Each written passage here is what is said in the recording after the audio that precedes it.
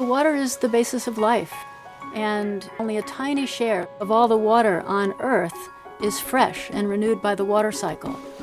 If you took all the water in the world and put it into a gallon jug, less than 1 teaspoon of it would be available to us.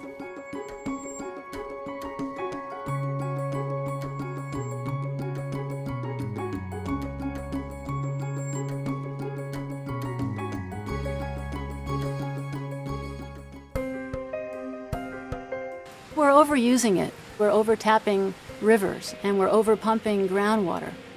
We live at a time in history where over 1 billion people don't have access to safe drinking water, and over 3 billion people have no access to sanitation.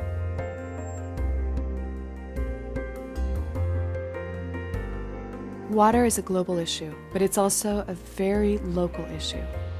We forget that we live on a hydrosphere and that all of our water resources are connected. Water that runs in the Ganges could also end up in the Hudson, or could fall over the plains of Africa, or could make a cup of tea in the Queen's Palace.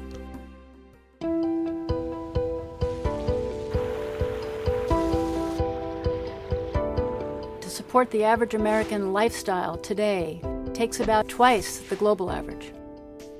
The Great American Lawn is a great example of one of the myriad of ways that we take water for granted. We can't continue to flaunt our water. Agriculture is something that we really need to give thought to. 70% of all the water we extract from rivers, lakes, and aquifers goes to irrigated agriculture. To some extent, we're using some of tomorrow's water to meet today's food demands. Large number of people I talk to, when they learn that the Colorado, the mighty force of nature, no longer reaches the sea, there's a look of shock in most people's faces. At the Delta, it literally runs dry.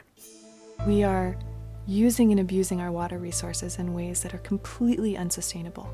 And unless we think about it that way, and we start taking action at an individual level, then I don't really see how we'll be able to overcome so many of the issues that we're going to be faced with in the next 50 years. And this is our time in history to do something about it.